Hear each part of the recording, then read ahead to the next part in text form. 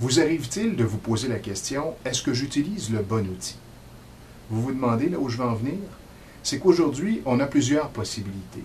Le texto, le courriel, les réseaux sociaux, le téléphone, les rencontres.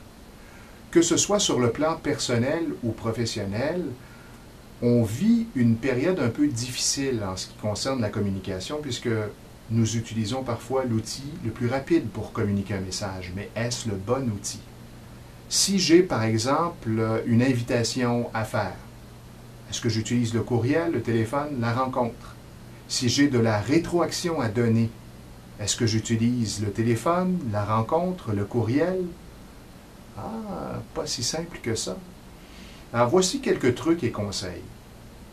Tout ce qui est communiqué par courriel devrait contenir de l'information. Point à la ligne. À partir du moment où ça peut être interprété, où ça communique une information, évitez le courriel et encore davantage le texto ou les réseaux sociaux. Les réseaux sociaux, on communique bien ce que l'on souhaite, ce que l'on veut. Ça peut être des pensées, ça peut être des petites anecdotes, des petites histoires, mais dites-vous bien que plusieurs personnes peuvent lire ce que vous écrivez sur votre mur. Alors que le téléphone, la rencontre privée, un à un, permet de communiquer une information peut-être plus émotive, une information plus complexe. Et là, on a la possibilité de voir la réaction de la personne, de voir comment elle reçoit le message et de s'ajuster au fur et à mesure. Alors que par courriel, une fois que c'est envoyé, on vit avec l'interprétation que la personne fera de notre message.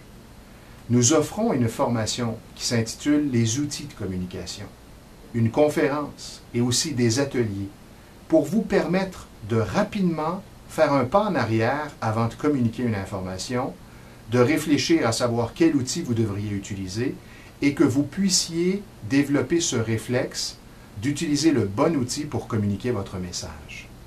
Soyez prudent et surtout prenez le temps de réfléchir avant d'agir.